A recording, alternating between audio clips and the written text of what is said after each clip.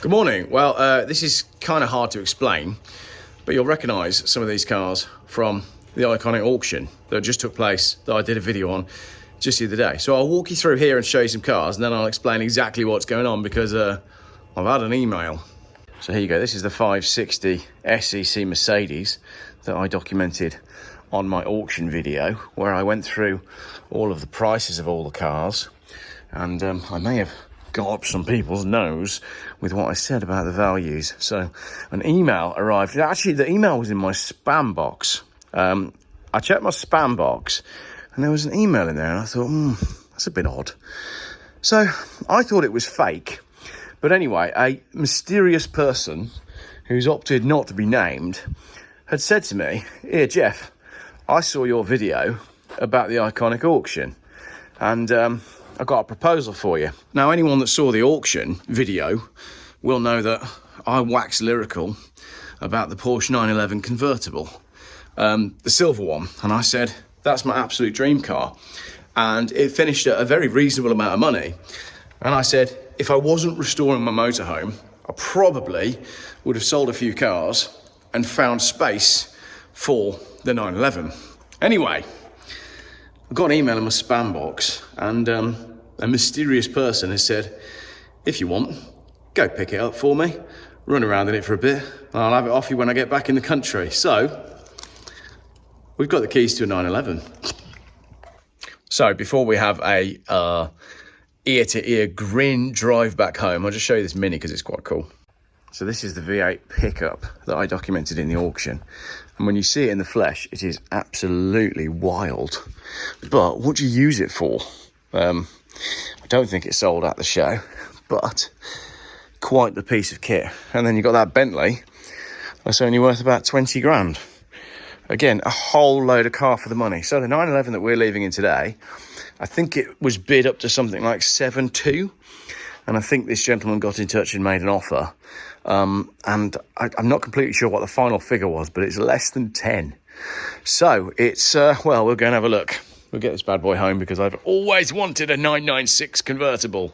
And apparently I've got one for, well, at least a little bit, which is very exciting. So here we are. Look, we got a 911 convertible. I'm going to run it home, and then I'll probably start making video with it at home when we've got the hardtop off. But first it needs to go to a petrol station because it's got no fuel in it. But this is my first drive of a 996 cabriolet, and I could not be more excited. Right, quick video for you then. Looks to be sitting a bit low at the back, but I don't know if that's just the way it's sat. Little bit of corrosion on this front left wheel arch. Tyres are all good. It's got tread. Are they cheapies? I'd say that was a cheapie. Brakes are up, slight lip on the brakes. Front headlights are okay, not too foggy. Front bumper and splitter is about normal, nothing major on there. Rust a bit worse on this wheel arch here. Moving down the car, scratch on the, nope, not a scratch on the door. Anything else to note? Hard top, a little bit marked. Rear arches look okay. Yeah, all looks all right. Rear tyres, yeah, okay. Rear tyres are all right. Back of the car, yeah, fine. Oh, bit dent there, but you probably saw that in the pictures anyway. She's a beaut, basically. I mean, at this money, flipping heck, what else are you buying for that kind of money? Yeah. I don't know whether the suspension sagged at the back, but I don't know much about these cars. She's a beaut. Well, not with the hardtop on. They're well ugly with the hardtop on, but as soon as we get this hardtop off, we're going to be sweet. Love it.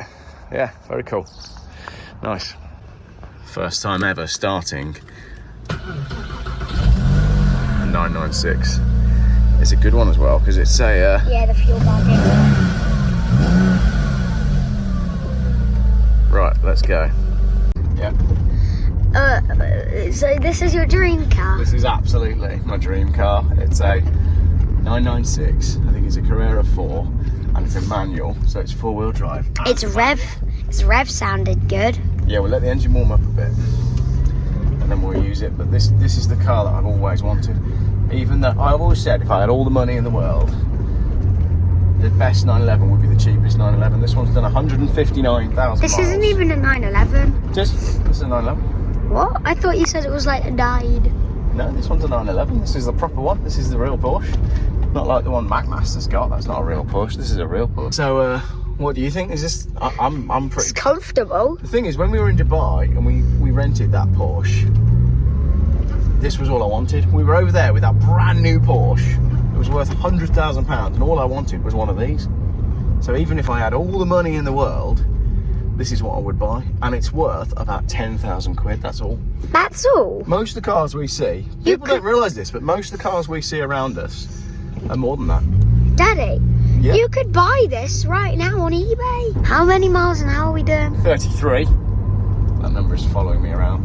Right, we're about to join the M40 North to head back towards Worcester, where we're going to take this car home, put it in the storage barn, take the roof off. So let's see if we can capture a little bit of a hard pull onto the motorway. There's these lorries everywhere though, isn't there? Yeah. We don't want to be too unsensible, but temperature's looking all right now. So, you ready? No. Here we go.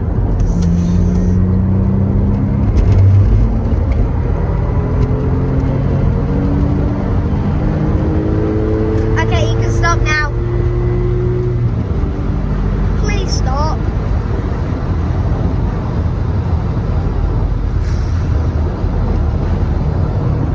This car purrs like a cat. It's nice, isn't it? Yeah. Right, we've got some petrol, premium, obviously, and now we've got a traffic light. And if this Range Rover moves out of the way,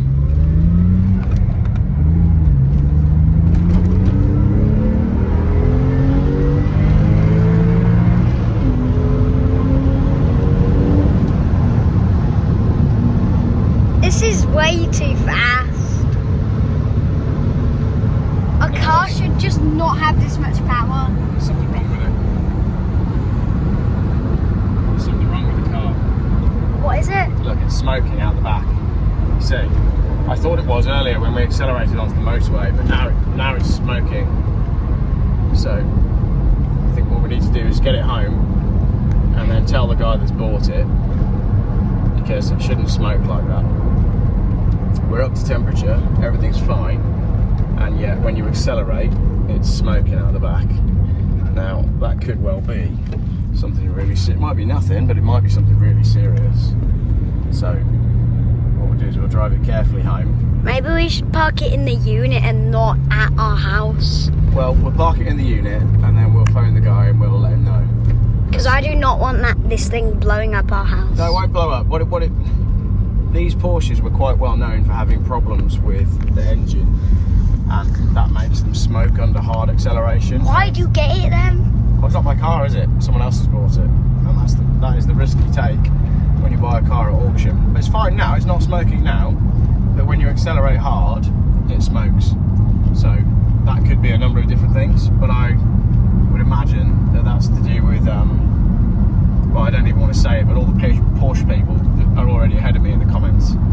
So our mystery buyer might not have got the bargain that we perhaps thought it was, but it might be fine, it might be nothing. I mean, driving it perfectly normal, it's only under hard acceleration that it does that. Fuel pressure's fine, temperature's fine, fuel consumption is fine. You get a warning if anything was wrong, wouldn't you?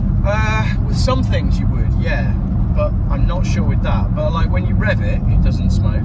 It's literally only under that heavy load acceleration. Well, don't do it again then. No, but like if I do that now, pulling in fourth gear, it doesn't do it. So it only does it in like the upper reaches of second and third gear. That's the thing, and then it stops doing it. So it's not smoking now, and if we sat and idled now, it won't smoke. It doesn't do it in first gear, so I mean it might be fine. It's a lovely, lovely car. I mean, I wouldn't want to do a days-long road trip in it. Well, I don't. Or I wouldn't want to move house in it.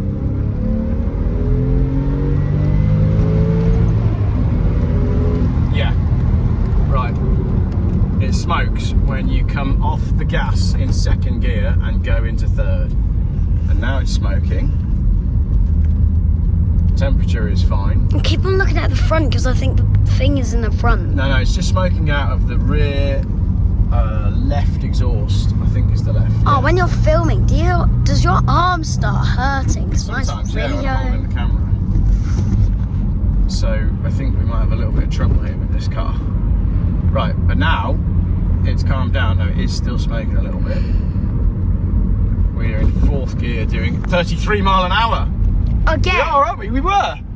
That's crazy. When I said that, we were doing 33. Now we're back up to 36. And it's still smoking. Not a lot, but enough for me to think there's probably something wrong with this engine.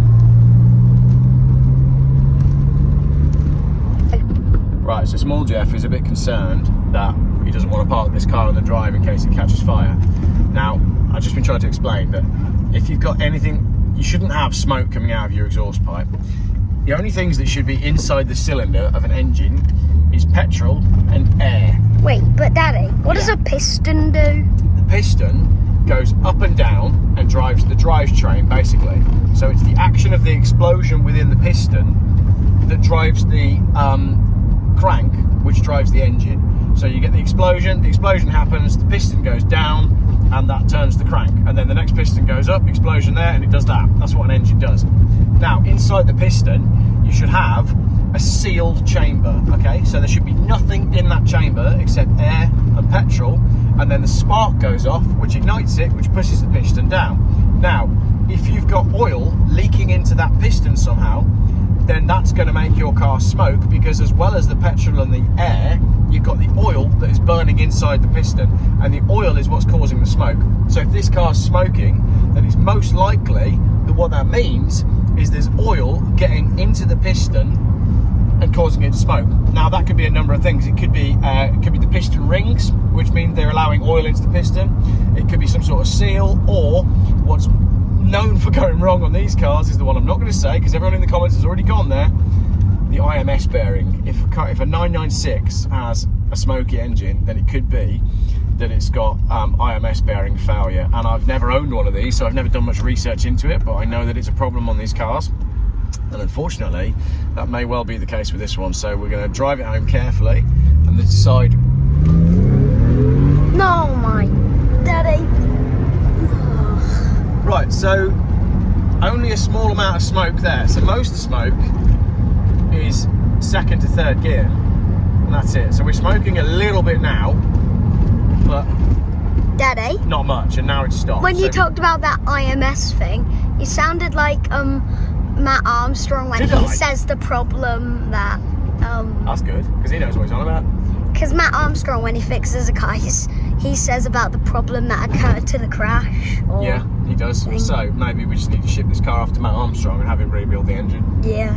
Yeah, but we're not going to do that. For the moment, what we're going to do is we're going to park it in the barn, and we'll get in touch with the owner and see what he wants to do about his Porsche. And it might be that he wants us to document the journey, maybe take it to a Porsche specialist, and maybe we can follow up on a video and tell people what's gone wrong with the car. That'd be good, wouldn't it? Yeah. Cool. So, thank you for filming that, dude. Yeah. We've got a long uphill that we have to drive up, and we just did the uphill. And I wasn't really going hard, just accelerating up in 3rd gear, and it smoked all the way up the hill. Oh. Alright, so we've got a downhill section here, and then we're going to have to climb again. And on the climb in 3rd gear, you'll see it. The camera can't see it, but there is smoke. There is Oh, smoke. the camera can see it now. The camera can see it. There is smoke. There is a lot. Right, we're home, but the prognosis isn't particularly good. At the very least, it needs a service. Right, the other thing that I've just noticed then, if you look at the back of the car, all over the back of the car now, specks of oil. That's all oil. It's been kicked out the back. See it, look. That's all oil. So she's not healthy. She's not healthy at all. They would have known this when the car went in the auction. What a shame. Cool car. Manual gearbox as well. Okay, I'm up here now to work on the motorhome. This is where the Porsche is going to be stored.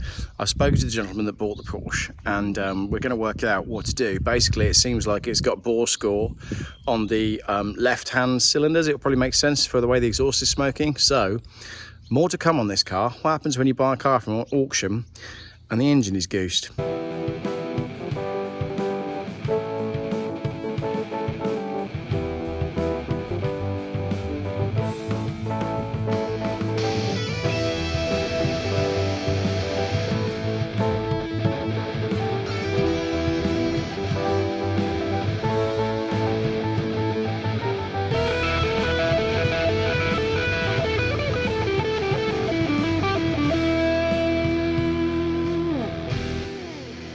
Gavel's up and selling ain't a mistake. Your car, sir. The camera can't see it, but there is smoke. Oh, the camera can see it now. The camera can see it. There is smoke. There is a lot.